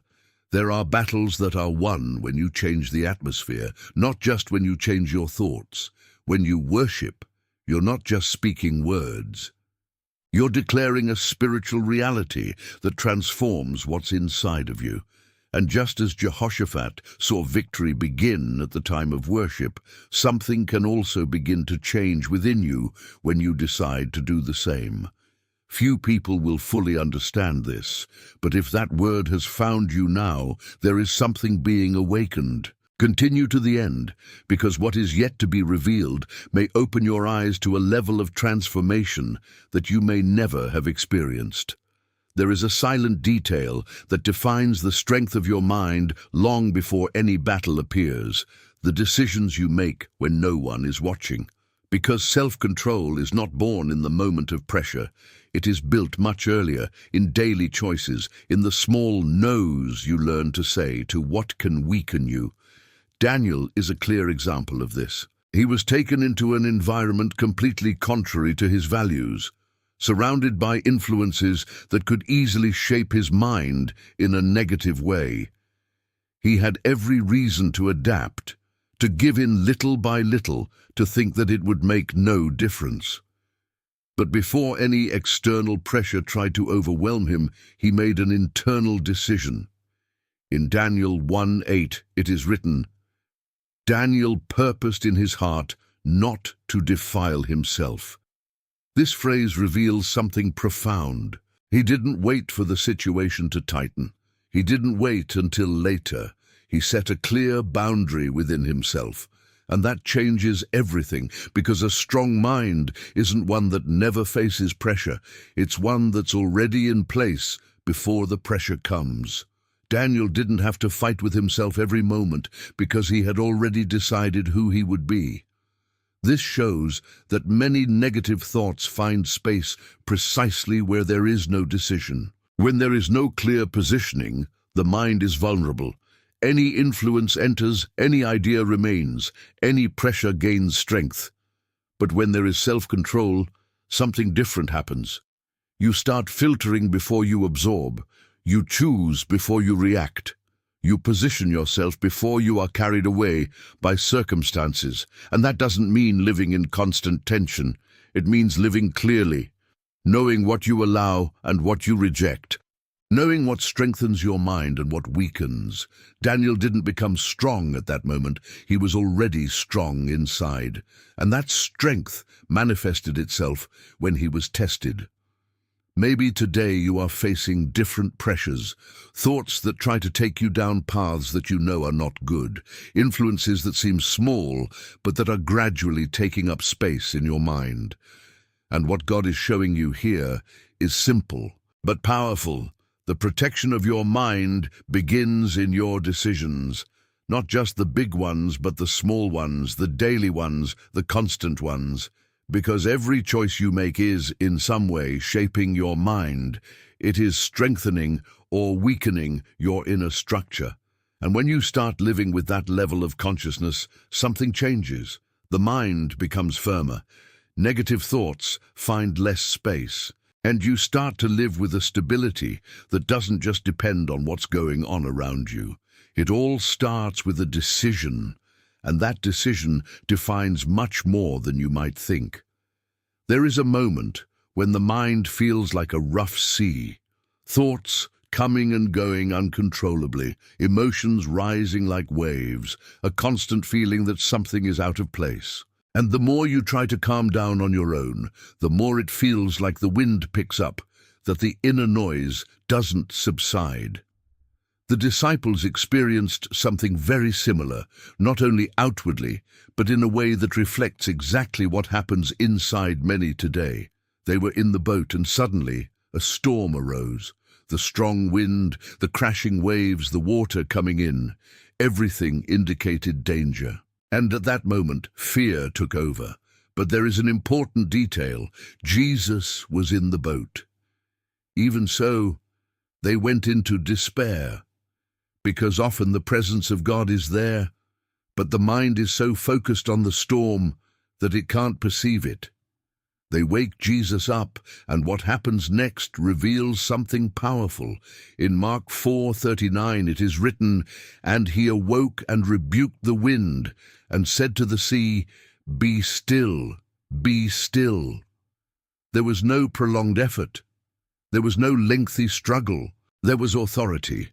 And immediately everything calmed down. This was not only a miracle about nature, it was a demonstration of the power that also applies to the chaos within. Because just as the wind and the sea obeyed the voice of Jesus, the mind can also find peace when that authority is applied. The problem is that many people are trying to calm the storm without calling on the one who has power over it. They are trying to organize thoughts, control emotions, fight alone, when in fact there is an authority available that can silence all of this. And it's not just about knowing that Jesus has power, it's about allowing him to speak within you. Because when his voice comes in, what seemed out of control begins to line up. Maybe today your mind is just like that, agitated, full of thoughts that don't stop, a feeling of constant restlessness. But this story shows that there is a turning point, not when you can control everything, but when you allow Jesus to intervene. Because when he speaks, chaos does not resist. When he manifests himself, what seemed impossible to calm finds peace. And just as disciples have gone from a moment of despair to a scenario of complete calm, something can also change within you. If this word is confirming something in your heart, don't let it pass as just another moment. Write in the comments, "I trust in God's action." Because when you declare this, you begin to make room for this peace to become real within your life. There is a silent lie that destroys more lives than many realize. The idea that you are smaller than you really are, not smaller in the human sense, but spiritually disconnected from what God has already declared about you. And when that lie finds space, the mind begins to build an identity based on fear, insecurity, and comparison. Gideon lived just that. When God meets him, he is not in a place of strength, but of fear. He is hiding, trying to survive, seeing himself as someone small, incapable, limited by the circumstances around him. The way he saw himself was completely shaped by the situation he was experiencing. But then something happens that completely changes the direction of this story. God doesn't speak to Gideon based on what he's experiencing. God speaks based on what he sees. In Judges 6:12, the Lord declares, "The Lord is with you, O mighty man of valor." Now think about it in depth. Gideon didn't see himself like that. Nothing around him confirmed it. His reality didn't point to courage, nor to strength. But God Looking at him calls him brave. This reveals a principle that transforms the mind. Your identity should not be built by what you feel, nor by what you live, but by what God says. The problem is that when thoughts of inferiority set in, they begin to distort everything. You start to doubt your ability, to diminish what God has put in you, to believe that it is not enough. And little by little, this vision begins to influence your decisions, your attitudes, your way of living. Gideon initially questions, doubts, tries to reason with God, because it is difficult to accept an identity that does not correspond to what you are used to seeing. But the transformation begins exactly there, when you decide to believe more in God's voice than in your own perception. And it doesn't happen overnight. It's a process, an ongoing alignment. Every time a negative thought tries to diminish you, there's a choice. Agree with it or confront it with the truth, because when your mind begins to accept what God declares, something changes within you. Insecurity loses ground, confidence begins to grow, and what seemed impossible begins to become reality, not by your own strength, but because your identity is being restored. Maybe today you are seeing yourself in a limited way, looking at your failures, at your difficulties, at what has not yet happened. But God is not looking at you like that, and the turning point happens when you begin to see yourself as He sees you, not as someone weak, but as someone who carries something greater within themselves, because negative thoughts don't survive in a mind that knows your true identity. And when that identity takes hold, everything around you begins to lose the power to define you. There is a decisive moment in the spiritual life when thinking too much becomes the problem itself. The mind begins to create scenarios, raise doubts, imagine difficulties, and what God has already clearly shown begins to be questioned. It is in this space that many are stuck, not because they did not hear God's voice, but because they hesitated to obey. Abraham shows us a completely different path. When God speaks to him, He doesn't give up all the details. He doesn't explain every step. He doesn't show the complete destination. In Genesis 12:1 it is written, "Now the Lord said to Abram, 'Get out of your country, to the land that I will show you.'" There is a call, but there is also an unknown one. And that's exactly where the mind tries to take control. Thoughts begin to arise. What if it doesn't work out? What if I lose everything? What if I'm getting it wrong? These thoughts are not new. They are part of human nature. But what sets Abraham apart is the way he responds. He doesn't negotiate with these thoughts. He doesn't expect to have all the guarantees. He doesn't get stuck trying to understand every detail before acting. He simply obeys, and this immediate obedience breaks something powerful, the mental cycle that paralyzes. Because when you just stay in thought without action, the mind starts spinning in circles. Each doubt pulls into another, each fear connects with another, and when you realize it, you're stuck in a cycle that never ends. But when you act in faith, even if you don't have all the answers, something breaks. The mind stops spinning and starts aligning. Fear loses strength because you're no longer feeding it. You're moving forward in spite of it. Abraham did not overcome fear by waiting for it to disappear. He overcame fear by walking even as he tried to speak. This reveals a profound truth. The liberation of the mind often does not happen before the action. It happens during. It is in the movement of obedience that thoughts begin to lose control. Maybe today you are exactly at that point. You have already noticed something that God wants from you. You have felt a direction, but your mind keeps trying to hold you. Thoughts trying to convince you to wait longer, to analyze more, to postpone. But there is a time when continuing to think will not bring more clarity. It will only prolong the confusion, and it is at this moment that obedience becomes the key. Because when the Spirit responds without hesitation, the mind begins to be freed. Not because all doubts have disappeared, but because you have decided not to be ruled by them. Abraham went out without knowing everything, but when he left, he began to live what God had already prepared. And maybe the next step you need to take isn't perfect, but it's exactly what will break the cycle that's holding your mind. There is a silent danger that grows precisely in the moments when everything seems to be going right.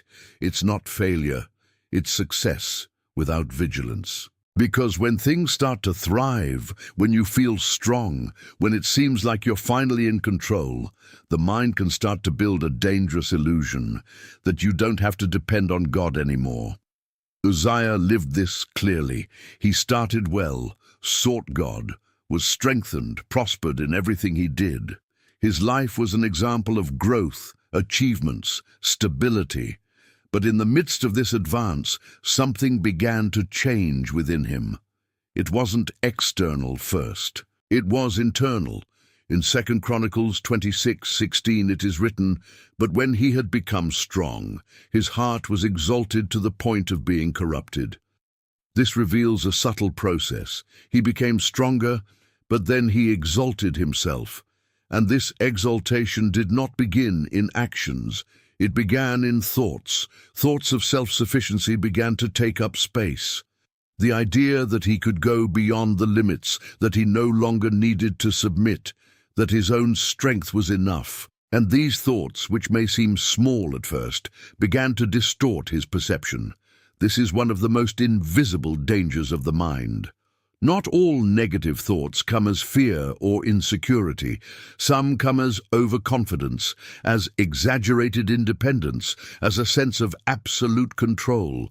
And without realizing it, it takes you away from the source that really sustains your life. Uzziah did not fall all at once. He gradually moved away, allowing these thoughts to grow. And when he realized he was already acting out of alignment with God, it shows that humility isn't just a virtue, it's a protection. It keeps your mind in the right place. It constantly reminds you that no matter what you've accomplished, you're still up to God to stand firm. Humility doesn't diminish you, it positions you correctly. When you hold this position, something happens inside you. The mind becomes lighter. The pressure of trying to control everything disappears. The need to prove something all the time loses strength, because you understand that you don't have to carry alone what God has never asked you to carry. But when humility is lost, the overload begins. Because now everything depends on you. Every decision, every result, every detail. And this generates a weight that the mind was not created to bear. Maybe today you are feeling this weight, this constant pressure, this feeling that you need to handle everything. And maybe the root of this is not a lack of capacity, but an excess of control. And the way back is not to try to do more. It is to surrender more. It is to recognize, simply and sincerely, that you still need God in every detail. In the next few minutes, something even deeper will connect with all of this. Pay attention, because it may be just the signal you needed to understand what is going on inside you. There is a type of pressure that doesn't just come from circumstances. It comes from people, from unfair situations, from experiences that try to mark your mind in a negative way. It's when you do the right thing, but you receive the opposite. When you trust, but you are betrayed. When you dream, but it seems that everything around you conspires to stop you. Joseph lived just that. He didn't just face hardships.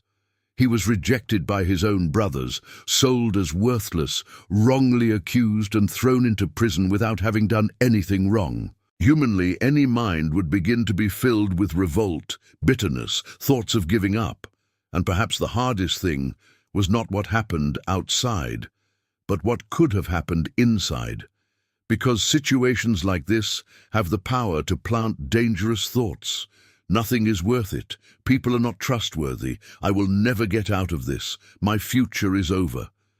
And if these thoughts find space, they begin to shape the way you see everything. But Joseph did something different. He didn't deny the pain, he didn't ignore the hardships, but he also didn't let it define who he would be. He kept his integrity. He continued to be faithful. He continued to believe that there was something bigger going on, even though he didn't fully understand it. This reveals a strength that goes beyond ordinary resistance. It is a spiritual resilience, an ability to stand firm even when everything seems otherwise. Joseph didn't have all the answers while he was in prison. He didn't know when he would get out, nor how his story would end, but he chose not to allow negative thoughts to define his identity or his destiny. And this choice made all the difference. Over time, what seemed like just pain began to reveal purpose. Paths were opened, doors were being released, and what seemed like the end became part of something much bigger. In Genesis 50:20, he states something that shows the level of understanding he has attained. "You meant evil against me, but God meant it for good."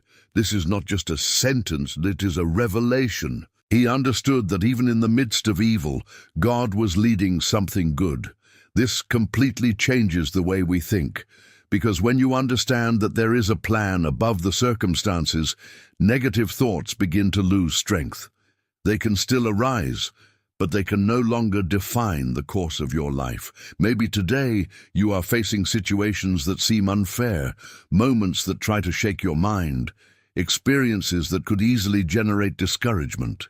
But Joseph's story shows that what happens to you does not have to determine who you become. There is a choice being made within you, even if in silence. And that choice defines whether your mind will be dominated by events or sustained by trust in God. Because when you decide to stay, even without understanding everything, something begins to be built. And at the right time, what seemed like just pain reveals a purpose that you couldn't see before. There is something that many people ignore when trying to overcome negative thoughts. Not everything starts in the mind. Many things start in the heart, because what is inside, even if hidden, directly influences what you think. And when there is internal contamination, the mind begins to reflect it silently. Jesus revealed this principle in a simple but extremely profound way. In Matthew 5:8, he declares, "Blessed are the pure in heart, for they shall see God." This isn't just about behavior, it's about perception.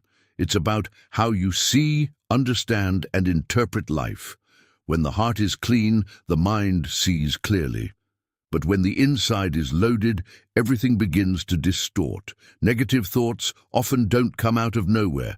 They are fueled by stored feelings, by unresolved hurts, by influences that have been gradually entering and taking root. And without realizing it, what is inside begins to affect everything. You start to interpret situations wrongly, to distrust for no reason, to carry weights that shouldn't be there. And the mind, then, just reproduces what is already inside. That is why Jesus does not begin with the mind. He begins with the heart. Because when the heart is treated, when there is a cleansing process, something automatically changes in the way of thinking. The confusion decreases, the clarity increases, and what once seemed so difficult to control begins to align. Purity is not perfection, it is transparency. It is not allowing wrong things to remain hidden, creating space within you. It is having the courage to look within and allow God to deal with what needs to be dealt with. And when that happens, something powerful manifests. The mind begins to rest. Because many of the inner battles were reflective of something deeper that is now being healed. Maybe today you are trying to resolve negative thoughts only on the surface, dealing with what appears, but without touching the root. And God is showing you that there is a deeper path. It's not just about controlling thoughts, it's about taking care of what's inside. Because when the inside is aligned, the outside begins to reflect that. When the heart is clean, the mind finds peace. And when there is that clarity, you begin to see God even in the details that previously went unnoticed. And it is in this place that transformation becomes real, not only in what you think, but in who you become. There is a spiritual key that many people ignore just when they need it most. Because when everything is difficult, when the mind is tired, when thoughts start to weigh down, the natural reaction is to complain, question, focus on the problem. And without realizing it, this feeds the negative cycle within the mind even more. But Paul and Silas reveal a completely different path. They were imprisoned, not by mistake, not by fault, but by doing what was right. They were wronged, flogged, put in an uncomfortable situation, with no immediate prospect of change. Humanly, there was every reason for discouragement, revolt, and negative thoughts. But what they do breaks all logic. In Acts 16:25 it is written, "And near midnight Paul and Silas prayed and sang hymns to God. In the middle of the prison, they chose to praise." This was not an emotional reaction. It was a spiritual decision. And that decision reveals a powerful secret. Gratitude has the power to break invisible chains within the mind. Because while complaining feeds the heaviness, gratitude shifts the focus. It takes your attention away from what's wrong and connects you with what God is still doing. Paul and Silas did not ignore reality, but they decided not to hold on to it internally. They chose to look beyond the circumstances, to recognize God's presence even there, and to express it through praise. And when that happens, something changes in the environment, not just outside, but inside. The mind begins to leave the place of oppression. Thoughts begin to lose intensity. What seemed unbearable begins to be sustained by something greater. And the most impressive thing is what happens next. The Bible shows that while they worshipped, something supernatural happened. The chains were broken, the doors opened.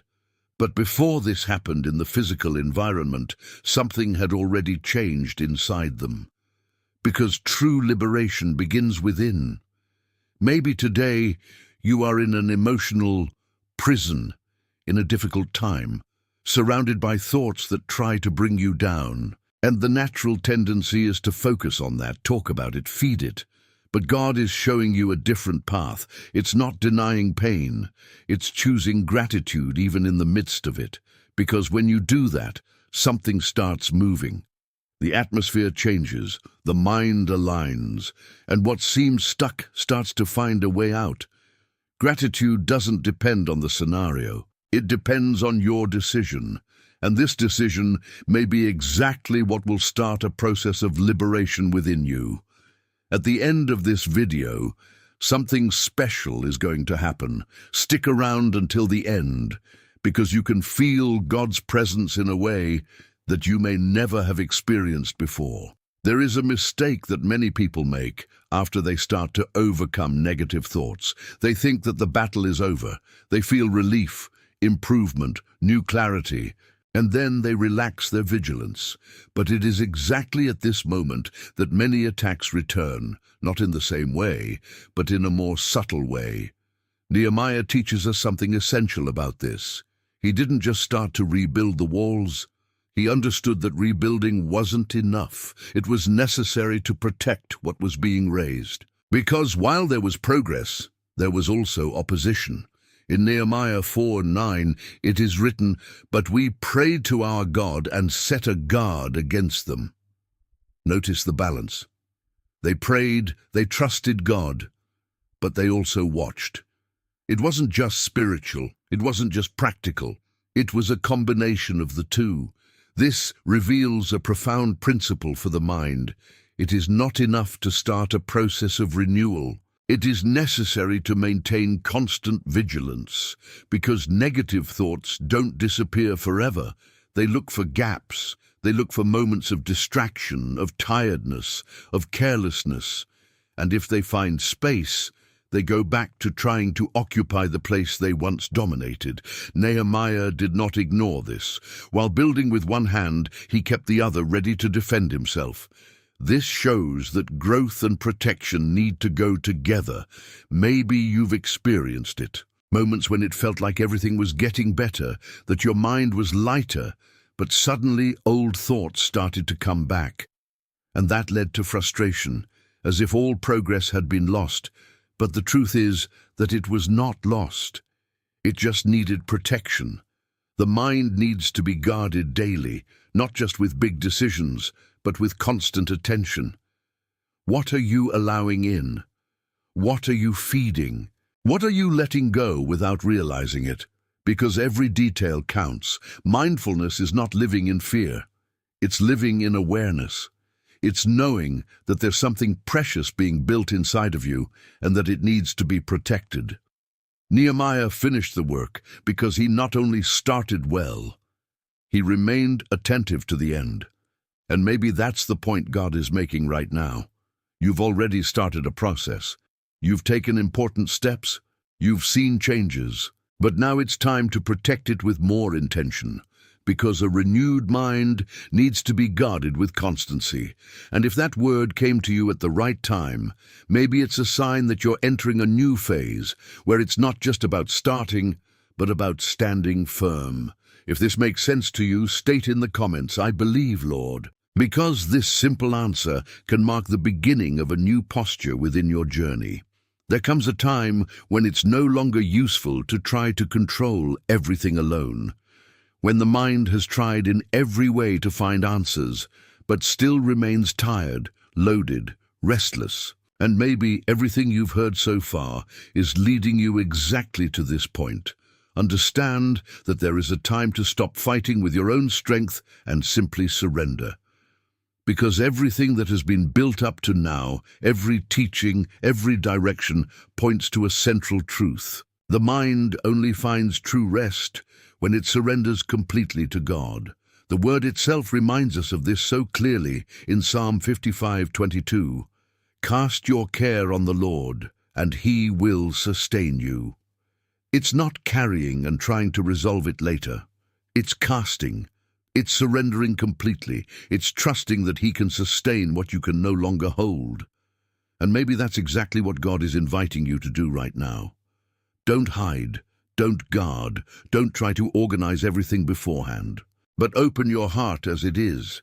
Now enter this moment with sincerity. Let's pray together, surrendering every thought, every concern, every weight before God, trusting that He is in control and that He can bring peace where there was confusion before. Lord my God, at this moment I stand before your presence, remembering the words of Jesus in John 14:27. "Peace I leave with you, my peace I give to you, not as the world gives me to you." And it is in this peace, which does not depend on circumstances, that we want to rest now. Father, we thank you for all that has been revealed so far, for every teaching, for every direction, for every truth that has reached our minds and hearts. Thank you that you do not leave us lost in our thoughts, but guide us, correct us, and show us the path of liberation. Thank you that your word is light in the midst of confusion and strength in the midst of weakness. Now, Lord, we cry out for strength and wisdom. Give us discernment to recognize thoughts that do not come from you, courage to reject that which weakens us, and faith to stand firm in your truth. Teach us to renew our minds every day, to choose what edifies, to live according to what you declare about us. Father, visit now every person who is praying. Touch those who are mentally tired, who find no rest, who are struggling with repetitive, negative, overwhelming thoughts. May all anxiety be broken now. May all confusion be dispelled. May all lies be confronted by your truth. In Jesus' name, we declare deliverance upon the mind. Lord, reach also the areas of life that have generated these thoughts. Bring provision to those who need it, healing to those who are sick, restoration to broken families, peace to broken relationships. Where there is fear, establish security. Where there is doubt, establish faith. Where there is pain, pour out comfort. Now in silence, each one presents before you that which has weighed most heavily on his mind, his worries, his fears, his most intimate struggles. Father, We commit everything into your hands, every thought, every emotion, every area that we cannot control. We cast upon you, trusting that you are powerful to sustain, to transform, and to completely restore our inner selves. And we declare, in faith, that your peace begins to rule now, a peace that surpasses all understanding, that guards heart and mind in Christ Jesus. We reject all oppression and receive the freedom that comes from your Spirit. Strengthen us, Lord, to live this truth every day. May our minds be aligned with you, may our lives reflect your presence, and may nothing else have power over us but your voice. We pray in faith, trusting that something has already begun to change within us. In Jesus' name, amen. If this prayer touched your heart, write in the comments, amen. We've come this far, and if you've noticed, everything that has been revealed is not just theory. It's a real way to overcome what happens inside your mind every day. God teaches you to defeat negative thoughts, not with human formulas, but with spiritual principles that transform from the inside out. Every story, every teaching, every word has shown that this battle is not lost when you learn to use the right weapons. Truth liberates, faith sustains, God's presence calms, obedience breaks cycles, gratitude changes atmospheres. And all of this points to a single direction. You no longer need to live hostage to your own mind. This message is for you. God chose you to hear this today because He knows exactly what you have been facing in silence. Now the question that remains is, what are you going to do with all this from today on? And let me tell you something, with affection. It's very special to know that you're here, that it's not just another video, but a real connection. I'm happy to walk with you on this journey of faith. So, if this message spoke to you, leave your like, subscribe to the channel, and activate the bell to continue receiving content like this. And more than that, I want to hear from you. Comment below where you are watching, and if you feel in your heart, share a little of what you have been experiencing. Let's create an environment of prayer, support, faith. Your story matters and can be an answer to someone's life. And pay attention to that. What you've seen here today is just the beginning. In the next video, you'll discover something even deeper about how to live steadily in God's presence and shield your mind from attacks that often go unnoticed. There's a level of peace and clarity that you can still experience, and the next step is just ahead of you. Allow God to continue speaking to your heart. Take the next step on this journey by watching the next video that will appear here on the screen.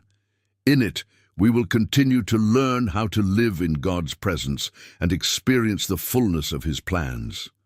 Don't stop here, because God still has much more to speak to you. Always remember, God is greater, and His presence is our strength. Trust Him, and He will do infinitely more than you can imagine. May God bless your life, and see you in the next video.